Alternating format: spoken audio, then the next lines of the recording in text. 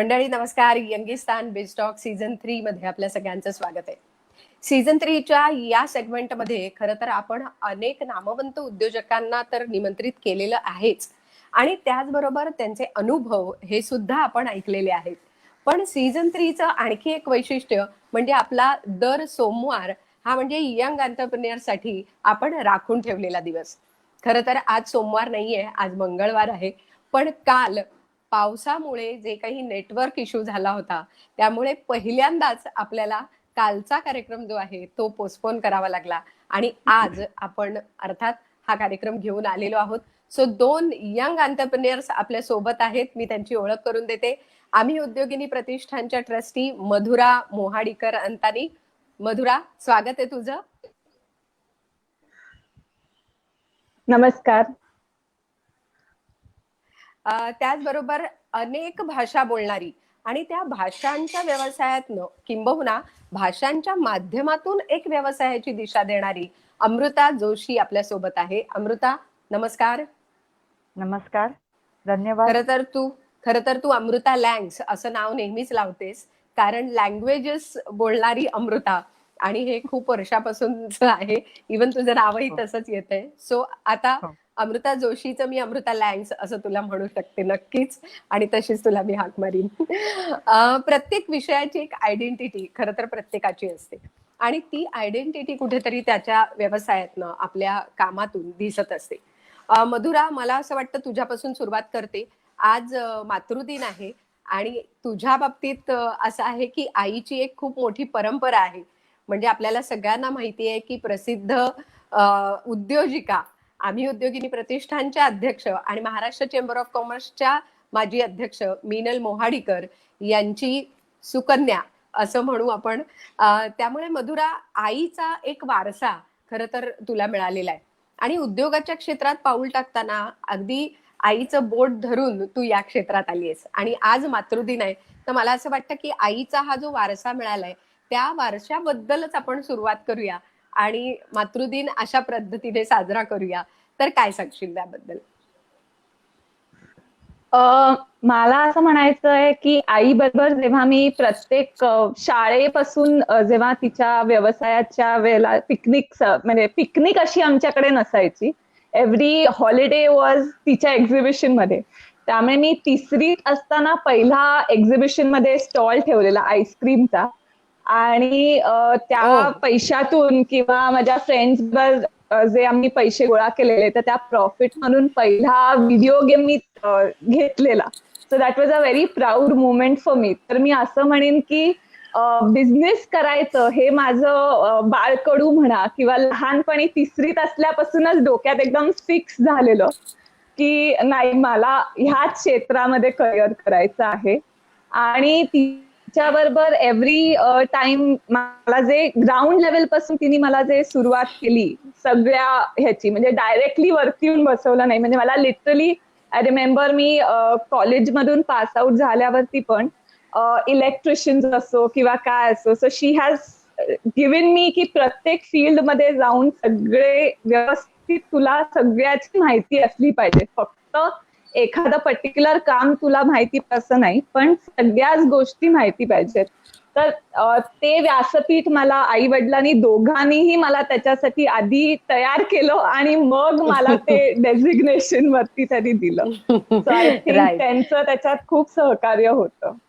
बरोबर आहे. आणि कसं असतं की हे संस्कार नकळत होत असतात.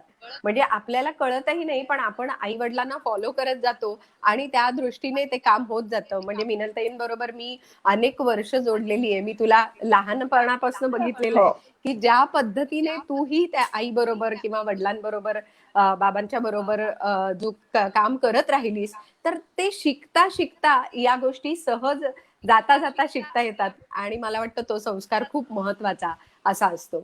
अमृता, तुझ्याही बाबतीत मला आवडेल सांगायला की मला आठवतंय मी कुठच्या तरी म्हणजे मी अनेक वर्तमानपत्रातनं जेव्हा लेख लिहित होते, ही गोष्ट मला असं वाटतं की एक 15-20 वर्षापूर्वीची असेल. तर तुझी आई मला भेटली होती आणि आई मला म्हणाली होती की माझी मुलगी ना 21 भाषा बोलते, तर तुम्ही तिचा इंटरव्ह्यू करा. मला ते आठवतंय, की कसं असतं ना, की आईचं प्रोत्साहन असणं आणि आईने आपल्याला त्या आपल्या विषयासाठी पुढे नेणं, हा विषय खूप महत्वाचा असतो. तर मला वाटतं अमृता, आजच्या मातृदिनाच्या निमित्ताने मला वाटतं तुझ्याही करिअरची सुरुवात करताना तू आईविषयी तुला काय वाटतंय आणि आईचा सपोर्ट तुला कसा मिळाला? सो माझ्या बाबतीत तर असं झालंय की म्हणजे मला आईने एका शी वॉज अ सिंगल पेरेंट, तर तिने मला घडवलंय माझ्या बाबतीत तर. बरोबर. आणि मी कॉलेजमध्ये असताना म्हणजे मी 12वी जस्ट 12वी झाले आणि 12वीच्या वेकेशन पासूनच मी क्लासेस म्हणा, ट्युशन्स म्हणा, तिथनं सुरुवात झाली. सुरुवात एवढ्याचसाठी होती की मी पहिली गोष्ट म्हणजे ज्या आधीच्या भाषा शिकलेल्या आहेत त्याची रिव्हिजन व्हावी. दुसरी गोष्ट होती अशी की अर्थातच माझ्या पुढच्या काही शिक्षणासाठी मी त्याचा एक सपोर्टही करू शकेन. पण या सगळ्यामध्ये डेफिनेटली तिचा खूपच मोठा यामध्ये भाग आहे, हात आहे. कारण फक्त नुसतंच वाढवणं किंवा घडवणं याच्या पलीकडे सगळ्याच गोष्टी, की जर भाषा शिकायच्या आहेत, तर तू काळजी करू नकोस. तुला 3 भाषा ॲट अ टाईम, मला 3 भाषेचे कोर्स करायचे होते, तू जा. मी फी भरते. म्हणजे ती अक्षरशः अशी ही वेळ आलेली आहे, की ती 3 कोर्सेसची फी एकत्र भरून आलेली आहे घरी. आणि माझ्या डेस्कवरती रिसीट्स असायच्या आणि ती म्हणायची, की "हे मी केलेलं आहे. टेन्शन घेऊ नकोस. जमेल तसं कर. बट मला विश्वास आहे तू करशील." किंवा माझा अक्षरशः अभ्यास घेणं, जरी तिला ती भाषा येत नसली, तरी ती समोर बसून की "तू बोल." मी शब्दाला शब्द लावते आणि बघते की तुला येतंय की नाही किंवा चेक करते.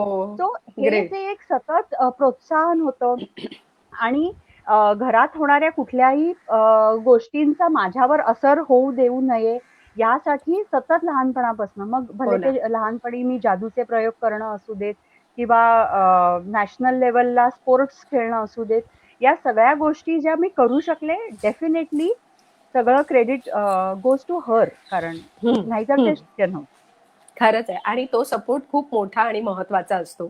आणखी एक तुमच्या दोघींच्या बाबतीतला एक कॉमन गोष्ट अशी आहे, की मिनलताई महाराष्ट्र चेंबर ऑफ कॉमर्सच्या पहिल्या महिला अध्यक्ष झाल्या. म्हणजे त्यापूर्वी असं झालं होतं, की सगळे अध्यक्ष जे होते ते पुरुषच होते. आणि मिनलताईंनी ती एक काय म्हणतात ते एक बॅरियर तोडलं आणि त्या अध्यक्ष झाल्या. आणि मला वाटतं त्याच दरम्यान तुझी माझी ओळख झाली होती. आणि तूही नंतरच्या काळामध्ये यंग एंटरप्रेन्युअर विंगची महिला अध्यक्ष झाली होतीस. सो हा पण एक कॉमन अशी गोष्ट आहे.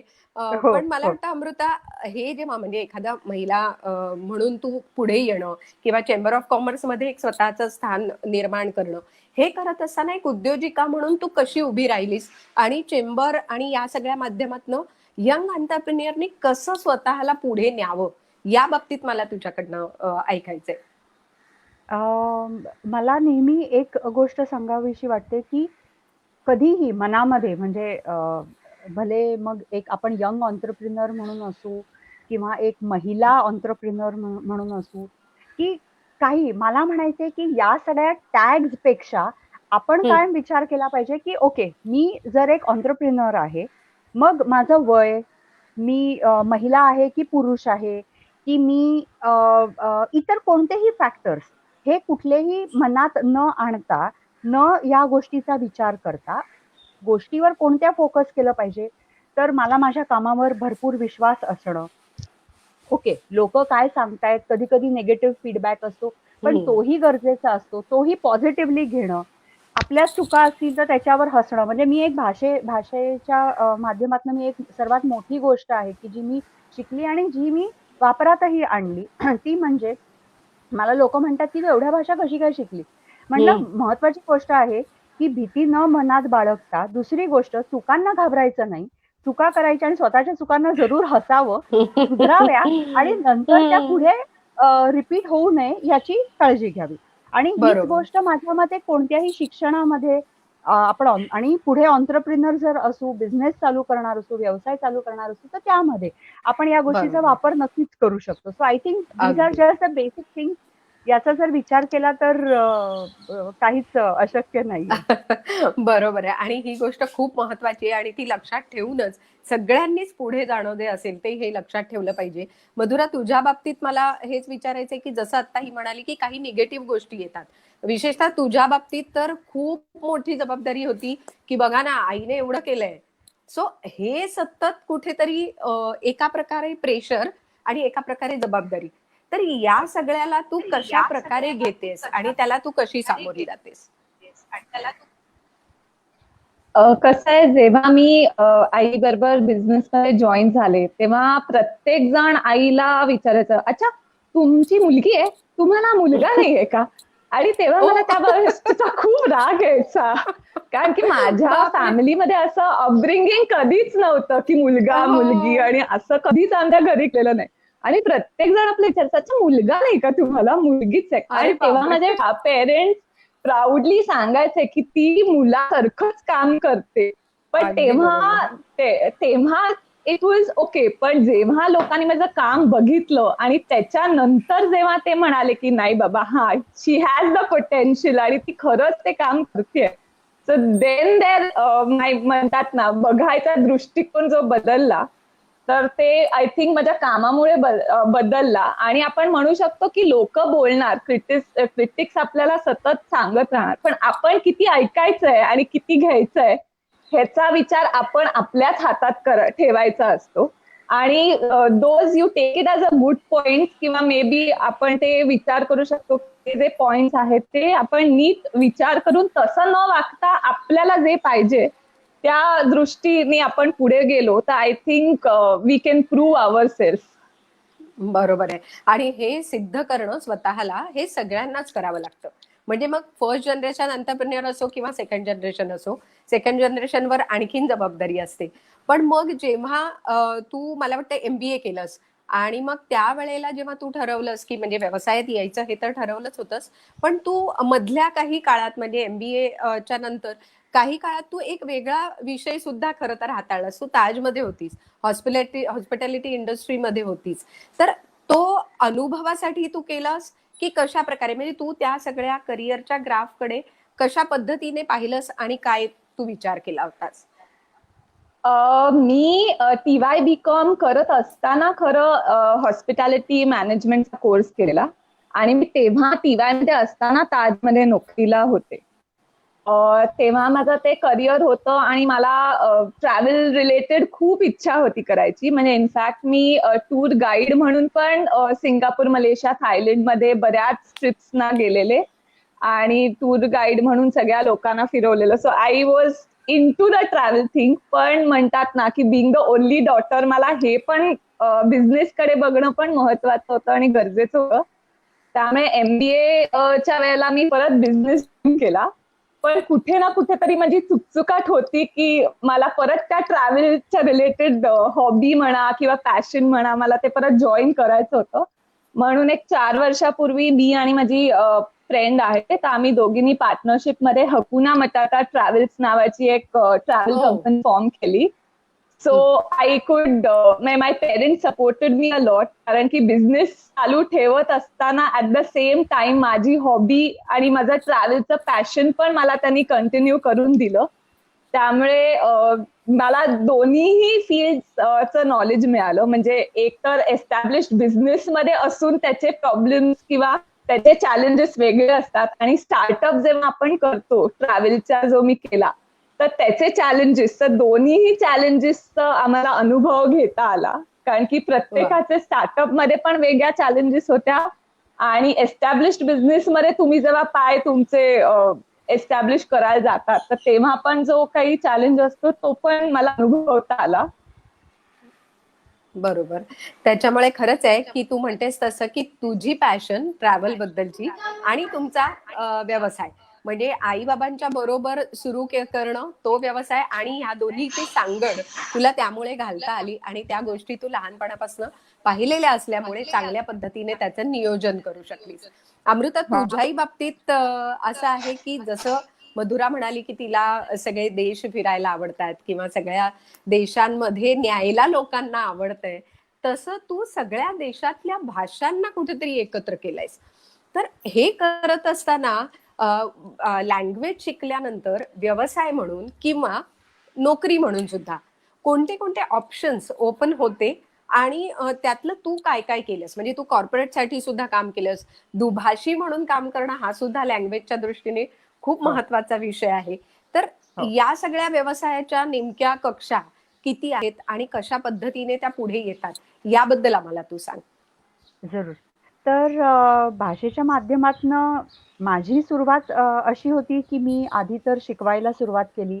छोटी-मोठी भाषांतरं करायचे आणि मग हळू-हळू ॲज आय ग्रॅज्युएटेड मग कॉर्पोरेट ट्रेनिंग्ज म्हणा, वेगवेगळ्या कॉलेजेस, युनिव्हर्सिटीज मधनं शिकवणं म्हणा आणि मोस्ट ऑफ द टाईम्स माझे सगळे स्टुडंट्स माझ्यापेक्षा कैक वर्षांनी मोठेच होते.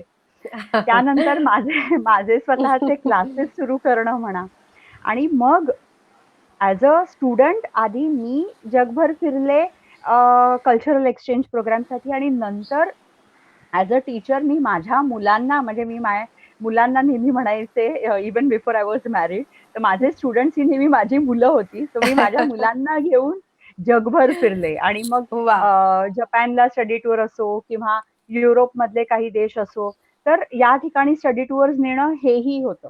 आता हा झाला माझा प्रवास म्हणजे मी भाषेमधनं काय काय केलं तर ह्या बरोबर. गोष्टी बऱ्याच काय काय एक्सप्लोर केल्या आणि अजूनही हम्म, काय काय करत असते की भाषांतर म्हणा की आता कॉर्पोरेट ट्रेनिंग किंवा कॉर्पोरेट ट्रान्सलेशन किंवा खूप हम्म. असे लीगल किंवा खूप टेक्निकल ट्रान्सलेशन करून करून कंटाळा आल्याने आता मी जास्ती करून लिटररी वर्क किंवा एखादी ओके. छानशी कविता किंवा अशा गोष्टी करण्यामध्ये मला जास्ती इंटरेस्ट असतो. पण त्या बरोबर. व्यतिरिक्त कोणती दालने आपल्याला भाषा शिकल्यावरती खुली होतात. तर बरोबर.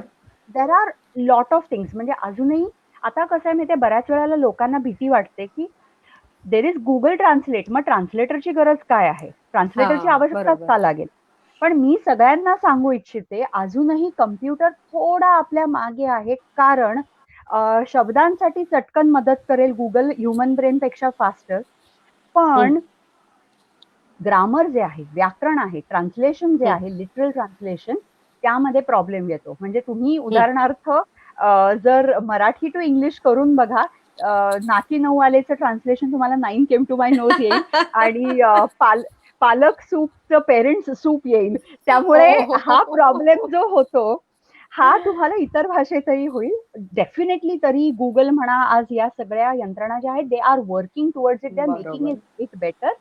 बट इनफॅक्ट मग मी म्हणेन की आतापुरता तरी लँग्वेज एक्सपर्ट्सना अजून काही दालनं खुली झाली आहेत ती म्हणजे हम्म. अशा कंपनीजमध्ये to make their softwares better they need again language okay. Experts आणि फक्त आपल्या भाषा शिकून आपण परकीय भाषा शिकून फक्त आपण फायदा असा की आपण भाषांतर करू आपल्या लोकांसाठी असं नाही होत तर आपण आपली संस्कृती आपला इतिहास आपल्या काही भाषा हे तिथपर्यंत पोहोचवू शकतो म्हणजे मी हम्म. स्वतः कितीतरी फॉरेनर्सना हिंदी म्हणा मराठी म्हणा या भाषा बरं. शिकवलेल्या आहेत हम्म, आणि हम्म, त्यामध्ये एक वेगळीच मजा आहे कारण आपण आपल्यामध्ये एक एक you are feeling so proud about your right. Culture आणि मग तुम्ही खरंच तुमचं आहे. ते तुमची संस्कृती दुसऱ्यापर्यंत पोहोचवत असता तुम्ही तुमची फक्त संस्कृती नाही खाद्य संस्कृती इतिहास अगदी म्युझिक हे बरोबर. सगळं काही लोकांपर्यंत पोहोचवू शकता त्यामुळे भाषा शिकून फक्त तुम्ही एकच गोष्ट करू शकता का तर नाही there are lot of things आणि एक सर्वात महत्वाची गोष्ट अजून एक मी विसरली म्हणजे की हम्म, हम्म, हल्ली ना हम्म. आपल्याकडे भरपूर कार्टून्स इतर भाषेतल्या आपल्याकडे हिंदीमध्ये वगैरे किंवा इंग्लिशमध्ये ट्रान्सलेट करून लागतात. ओके. अगेन इकडे right from translation to dubbing सगळीकडे परत हम्म. लँग्वेज एक्सपर्टची गरज लागते. वा. सो वा. आय वुड से जसं जग जवळ येत आहे तितक्या तितक्या अजून अपॉर्च्युनिटीज वाढत आहेत. बरोबर आहे. आणि म्हणजे अगदी तुझ्या एवढ्या भाषा नाही. आता किती येतात तुला भाषा? माझा काउंट नाही नाही अजून सध्या वाढलेला नाहीये. इट इज 22 परकीय भाषा, आपल्या 4 ओ. आणि ओ, इंग्लिश ओ. अशा टोटल 27 भाषा. क्लास. मस्त. एवढ्या भाषा काही आम्ही शिकू शकणार नाही. पण नवीन नाही, नाही. मुलांना पण नक्की. हां. पण मी एक गंमत अशी सांगू इच्छिते, की हां. मला नेहमी असं मनात एक खंत म्हणा किंवा माझ्या आलेल्या प्रत्येक विद्यार्थ्याला मी पहिला हा ब्रेन वॉशच करते म्हणा, की एक तर असं आहे की मनामध्ये भीती ठेवू नका. कुठली? इंग्लिश भाषा. इंग्लिश भाषा ही एक मोठा बागुलबुवा बनवला गेला आहे आपल्या समोर, की तुला इंग्लिश येतं का, नाही येत का, तर त्याचवर आपल्याला मार्क दिले जातात. आपल्याला डेफिनेटली म्हणजे की तुला कसं ग्रेड करायचं या बरोबर. चेकलिस्ट वरती मेजर केलं जातं.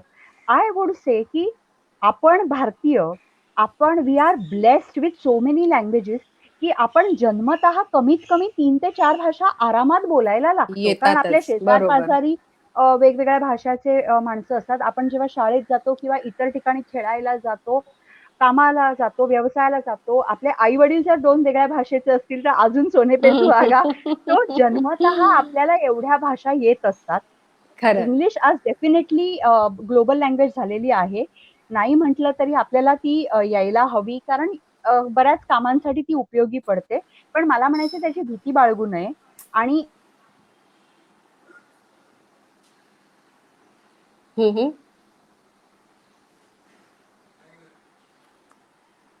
मला वाटतं अमृताकडे काहीतरी नेटवर्कचा इश्यू झालेला आहे. पण ज्या पद्धतीने खरंच ती सांगत होती, की त्याची भीती न बाळगता आपण पुढे गेलं पाहिजे. तसंच मला असं वाटतं मधुरा, जेव्हा ट्रॅव्हल कंपनी सुरू करणं हा एक वेगळाच विषय होता. एक्झिबिशनच्या निमित्ताने तू खरं तर अनेक ठिकाणी जात होतीस, अनेक म्हणजे देशात, परदेशात सगळीकडे जात होतीस. पण जेव्हा एखाद्या टुरिस्ट कंपनीमधनं अनेक हॅलो? टूरना घेऊन जाणं लोकांना बरोबर असतं, तेव्हा हा लँग्वेज प्रॉब्लेम अमृता जे सांगत होती. अमृता, तुझा मुद्दा पूर्ण करून मग मी मधुराच्या प्रश्नाकडे येते. हो. तू जे म्हणत होतीस कुठे की कट भीती झाले मी? बाळगू नका. भीती बाळगू नका असं तू म्हणत होतीस. हां, इंग्लिशची भीती बाळगू नका. भीती बाळगू नका, कारण we as Indians are born polyglots. Polyglot म्हणजे काय? तर 5हून अधिक भाषा बोलणारा माणूस हा पॉलिग्लॉट असतो. आणि आपण भारत देशामधली माणसं, भारतीय, आपल्याला वी आर ब्लेस्ड. आपण जन्मतः पॉलिग्लॉट्स आहोत.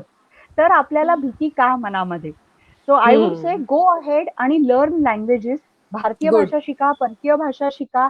आणि फक्त परकीय भाषा शिकून ते काम करताना आपल्याही भाषेचा प्रसार करा. एवढंच मी सांगू बरोबर, इच्छिते. बरोबर. आणि कसं आहे ना अमृता, भाषेमुळे संवादही तुमचा तितका सुधारतो. म्हणजे कारण कोणत्याही हो. व्यवसायात तुम्ही असा, कोणत्याही क्षेत्रात असा, संवाद महत्वाचा आहे. डेफिनेटली. आणि हा संवाद भाषांमुळे नक्कीच वाढतो. आणि तेच काम कुठेतरी मधुराला ट्रॅव्हल हाऊसमध्ये करावं लागतं. म्हणजे मी तिला आता तेच विचारत होते, की जेव्हा इतर देशांमधनं लोकांना घेऊन जायचंय, तेव्हा हा एक संवादाचा सेतू बांधावा लागतो. आणि मग मधुरा, ट्रॅव्हल हाऊस मधल्या तुझी चॅलेंजेस तुला काय वाटतात, किंवा ही भाषा कधी तुला आड आली का, किंवा त्याबद्दल तुला कधी आणखीन शिकावं किंवा काय शिकावं लागलं नव्याने ट्रॅव्हल हाऊसशी रिलेटेड, काय सांगशील त्याबद्दल?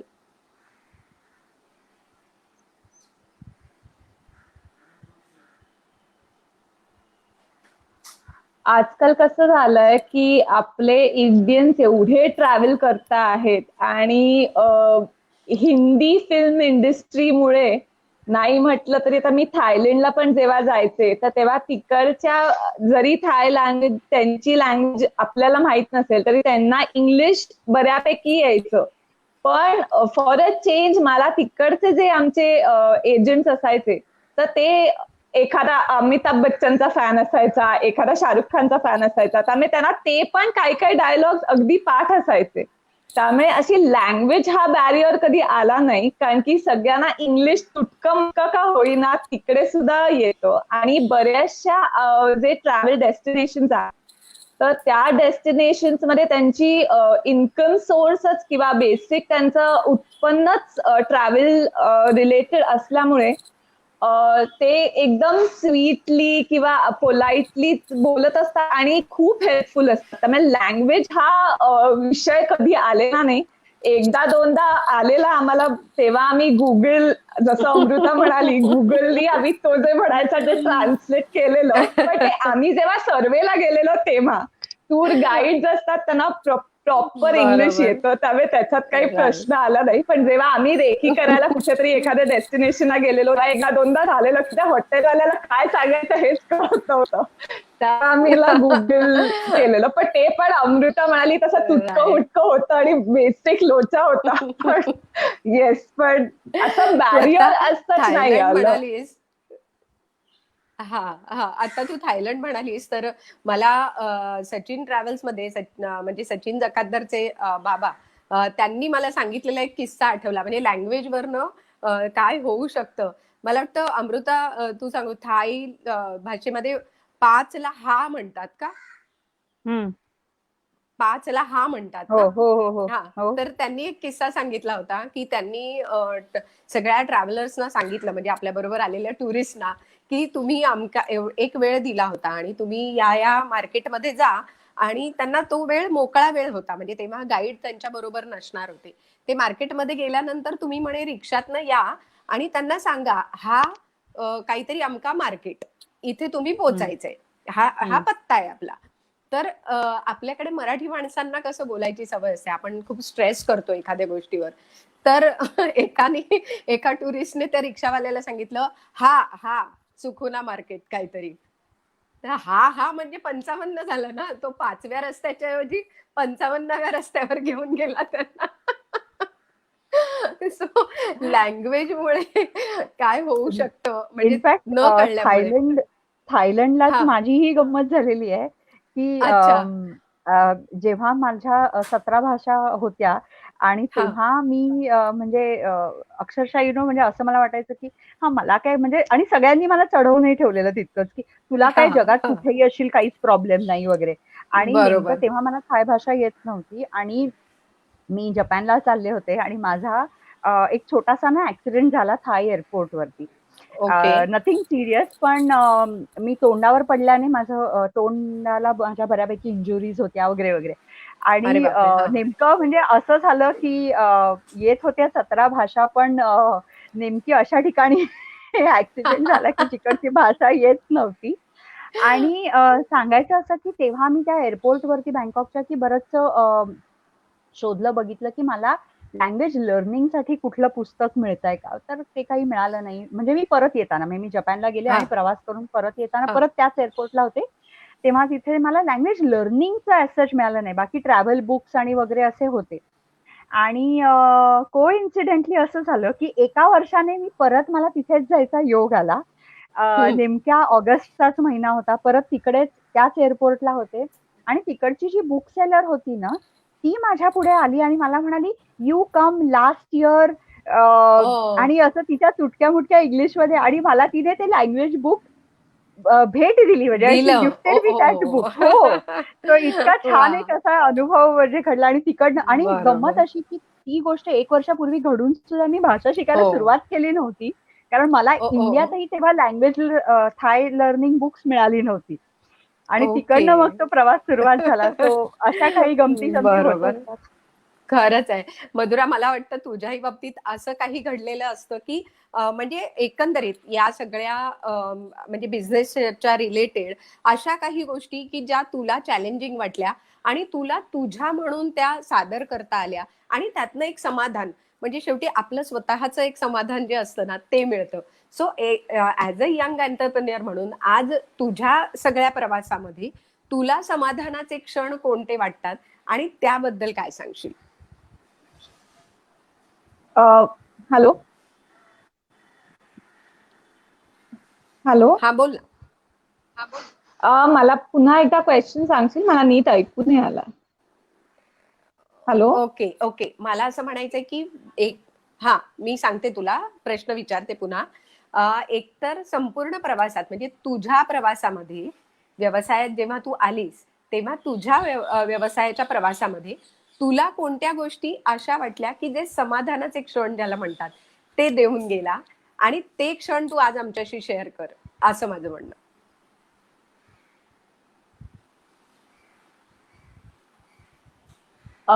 एक्झिबिशन्स मध्ये जेव्हा आपण एव्हरी एक्झिबिशन मध्ये नवीन एक्सपिरियन्स असतो. कारण की कसं आहे, प्रत्येक एक्झिबिशन मध्ये आम्हाला क्लायंट्स म्हणा किंवा कस्टमर्स म्हणा, दोन्हीकडून नवीन सेट ऑफ पीपल भेटणं होतं. त्यामुळे एव्हरी एक्झिबिशन काही ना काहीतरी नवीन अनुभव येतच राहतात. एक छोटस असं मला बोलावंसं वाटेल की एक एक्झिबिशनचा प्रसंग आठवला आता आपण बोलतोय हम्म, तेव्हा. हम्म, नाशिक मधलं आपलं एक्झिबिशन होतं आणि माझे आजोबा तेव्हा खूप आजारी होते. म्हणजे काय खरं काय होईल काही कळत नव्हतं आणि ओ त्यामुळे हा आई हा येऊ शकली नव्हती नाशिकच्या एक्झिबिशनला. मी आणि माझे वडीलच तिकडे होतो. आणि दुसऱ्या दिवशी एक्झिबिशन चालू होणार आणि आज रात्री आम्ही अगदी 2 वाजेपर्यंत सगळं काम बिम सगळं आटपून जस्ट घरी गेलो. आणि घरी गेल्या गेल्या असं एक 4 वाजता फोन आला की आजोबा आता नाही राहिले म्हणून. ओ आणि एक्झिबिशन तर एका बाजूला होतच. आपण म्हणतो ना शो मस्ट गो ऑन. त्यामुळे माझी टीम होती तिकडे तर त्यांनी मॅनेज केलं. पण त्या प्रसंगाला आम्ही ड्राईव्ह करून परत मुंबईला आलो आणि त्याच दिवशी संध्याकाळी मी पुन्हा नाशिकला गेले. कारण की ओ एक्झिबिशन तर एकटं सोडता कामा नाही. तर काही म्हणा प्रसंग बरेच येतात पण त्या प्रसंगातून जेव्हा आपण आपलं ध्येय जे असतं ते आपण जेव्हा अकम्प्लिश करतो किंवा आपलं जे जॉब दिलेला आहे तो irrespective of all the difficulties that come in your way आपण जेव्हा ते मिशन अकम्प्लिश करतो तर तेव्हा आपल्याला ते जे समाधान मिळतं ते इट इज रिअली मेमोरेबल आणि अशा नक्की. खूप काही आठवणी आहेत. हा. येस येस नाही नक्कीच कारण तेच समाधानाचे क्षण आपल्याला खूप काही शिकवून जातात आणि पुढे जाण्यासाठी एक चॅलेंज म्हणून आपल्याला मिळतात. पण आज तुझ्या बरोबरचे असे अनेक मंडळी आज तू सुद्धा आम्ही उद्योगिनीच्या माध्यमातून सगळ्या उद्योगिनींशी जोडलेली आहेस. चेंबरच्या कामाशी तुझा जवळून संबंध आलेला आहे किंवा ट्रॅव्हलमध्ये तुझ्या स्वतःच्या ट्रॅव्हल हाऊस बरोबर काम करत असताना अनेकांशी जोडलेली आहेस. तर नव्याने या उद्योगात किंवा वेगवेगळ्या उद्योगात येऊ पाहणाऱ्या यंग एंटरप्रेन्युअर्सना तू काय सांगशील? मी असं सांगायचं मला आहे की तुम्ही जे तुमची हॉबी असेल आणि ते तुम्ही कामात जर का तेच तुमचं काम असेल जे तुमची हॉबी आहे तर तुम्हाला ते काम असं काम वाटणार नाही. You will be happy doing that work. आणि आपल्याला म्हणता येईल की आपल्याला कुठचंही असो स्टार्टअप असो किंवा तुम्ही तुमच्या बिझनेसमध्येच आई वडिलांच्या बिझनेसमध्येच जात असाल आपल्याला ऑब्स्टॅकल्स हे येणारच चॅलेंजेस हे येणारच पण आपण कंटिन्युअसली नॉन स्टॉप आपलं काम पुढे करत राहायचं तर नक्कीच आपल्याला यश मिळणारच. त्यामुळे हार्ड वर्क तुमचं असेलच तर that will never go waste. हे मला असं यंग एंटरप्रेन्युअर्सना सांगायचं इच्छित आहे. आणि किंवा एक छोटं उदाहरण देण्याचं झालं की प्रत्येक झाड असतं आपण कुठचंही झाड प्लांट करतो तर प्रत्येक झाडाची ग्रो व्हायची स्टेज वेगळी असते. काही झाडं असतात ती अगदी 2 दिवसात वाढतात काही झाडांना महिनाभर लागतो. सो प्रत्येकाला पेशन्स आणि हार्डवर्क हे आपण कुठच्याही व्यवसायामध्ये टाकलं तर नक्कीच आपल्याला त्याचं फळ निश्चितच मिळणार असं मला सगळ्यांना बरोबर. सांगावं इच्छा. नक्कीच आणि मला असं वाटतं की याच उद्दिष्टातनं आपण आज यंगिस्तान हा जो प्लॅटफॉर्म तयार केलेला आहे त्याचा उद्देश देखील तोच आहे की जे सिनियर आहेत अनुभव आहेत त्यांचे अनुभव आपण ऐकावेत आणि त्या अनुभवातनं शिकून आपण पुढे जावं आणि तुमच्यासारख्या यंग एंटरप्रेन्युअर्स कडनं त्यांना हेही शिकायला मिळावं की या दोघी करू शकतात तर मी का नाही. सो हा एक विश्वास लोकांच्या मनामध्ये निर्माण करावा म्हणून खरं तर आपण यंगिस्तानची सुरुवात केली. सो मला असं वाटतं की मधुरा यंगिस्तानच्या प्लॅटफॉर्मवर येऊन तुला कसं वाटतंय ते मला तुझ्याकडनं ऐकायचंय. मला खूप आनंद झाला. हा खरंच खूप मस्त प्लॅटफॉर्म आहे. मी बऱ्याच वेळ फॉलो करत असते. मला काय काय तुमचे वेगवेगळे वेबिनार्स असतात ते पण पाठवत असतात. आणि आय थिंक लास्ट इयर आपण एकत्र एक इव्हेंट सुद्धा आय हो. थिंक मंगळागौरीचा इव्हेंट आपण एक केलेला. त्यामुळे आपण पुढे पण काही इव्हेंट्स असतील तर त्याच्यामध्ये आम्ही उद्योगिनीचं किंवा हकुना मटाटाचं सहकार्य तुम्हाला नक्कीच आम्ही देऊ आणि आम्हाला बरोबर. आवडेल. नक्कीच आणि अमृता खरं तर हाच प्रश्न तुलाही आहे की यंग एंटरप्रेन्युअर्सना काय सांगशील आणि यंगिस्तानच्या प्लॅटफॉर्मवर येऊन तुला कसं वाटतंय. नाही या प्लॅटफॉर्म वरती येऊन छानच वाटतंय. तुमच्याशी गप्पा मारून खूप छानच वाटतंय. कारण अशा प्लॅटफॉर्म्सची खरंच गरज आहे. कारण आणि असं नाही म्हणणार की आजच्या पिढीला गरज आहे किंवा काय. पण प्रत्येक पिढी जेव्हा त्या एका फेज मधनं जात असते, तेव्हा प्रत्येक माणसाला त्याची गरज असते. आणि त्या मोटिवेशनची आय वुड से की एक एक यंग आपण असतो तेव्हाचा एक फेज असतो. मग त्याच्यानंतर थोडं मोठं आता जसं मी आता ज्या स्टेजमध्ये आहे की मी मुलाला जन्म दिला आणि त्यानंतर काही गोष्टी मग तेव्हा वेगळे काही चॅलेंजेस होते. तर बरोबर. त्या मॅनेज करत पुढे गोष्टी करत राहणं तरी सुद्धा आहे. ती एक फेज आहे. आय फील या फेजेस वेगवेगळ्या येत राहतात. त्यामुळे असे जे प्लॅटफॉर्म्स आहेत, आज हे तुमचं यंगिस्तान आहे किंवा अशा बऱ्याच जे प्लॅटफॉर्म्स आहेत याची खूप गरज असते. आणि या प्लॅटफॉर्म्सद्वारे वेगवेगळे हे टॉक्स होणं यांनी इट्स एक्स्ट्रीमली मोटिवेशनल आणि इन्स्पिरेशनल, आणि या दोन्ही गोष्टींची प्रचंड प्रत्येक वेळेस गरज असतेच. आणि एस्पेशली आजच्या काळामध्ये, आत्ताच्या एस्पेशली काळामध्ये तर अधिक या सिच्युएशन गोष्टींचा मध्ये उपयोग होऊ शकतो. अगदी खरंय, अगदी खरंय. आणि सध्याच्या सिच्युएशन मध्ये खरंच यंगिस्तानचा खूप छान पद्धतीने उपयोग करून घेतायत सगळेजण आणि खूप अनुभव सगळ्यांनाच ऐकायला मिळतायत, सगळ्यांना त्याच्यातनं काही मार्गदर्शक दिशा मिळते. आणि त्यामुळेच मला असं वाटतं की या प्लॅटफॉर्मवर तुम्ही दोघीही आलात आणि खूप छान तुमचे अनुभव शेअर केलेत, कारण तुमच्या अनुभवातनच पुढे आणखीन 4 यंग एंटरप्रेन्युअर्स तयार होणार आहेत. सो मला असं वाटतं की ते खूप महत्वाचं आहे. जाता जाता आणखी एक उल्लेख, अमृता, तू म्हणालीस तसं तू आता मुलाला होम स्कूलिंग करते आहेस. सो मला असं वाटतं हा सुद्धा एक वेगळा विषय आहे आणि हो, कधीतरी याही विषयासाठी, म्हणजे वेळ शेवटी आपल्याला कमीच पडतो, हो, तर हो. कधीतरी याही विषयासाठी आपल्याला बोलायला आवडेल. पण होम जरूर. स्कूलिंग ही पुन्हा एक वेगळी संकल्पना आहे आणि ती सुद्धा आता आपल्याकडे येते. सो त्यासाठी तुझं अभिनंदन की मुलाला या पद्धतीने, एका वेगळ्या पद्धतीने एक शिक्षण देण्याचा तू प्रयत्न करतेयस. सो हो. अभिनंदन तुझंही. आणि थँक यू. मधुरा आणि अमृता दोघींनी अतिशय सुंदर सगळे तुमचे जे अनुभव सांगितलेत ते असेच शेअर करत राहा. तुमच्या पुढच्या वाटचालीसाठी खूप शुभेच्छा. आई वडिलांचा सपोर्ट हा तर आहेच तुमच्या सोबत, पण त्याच्याच बरोबर आज अनेक यंग एंटरप्रेन्युअर्सचा सपोर्ट सुद्धा तुम्हाला यातनं मिळणार आहे. सो खूप शुभेच्छा आणि खूप थँक्यू या प्लॅटफॉर्मवर आल्याबद्दल. थँक्यू. Thank you. आम्हाला बोलवल्याबद्दल. Thank you.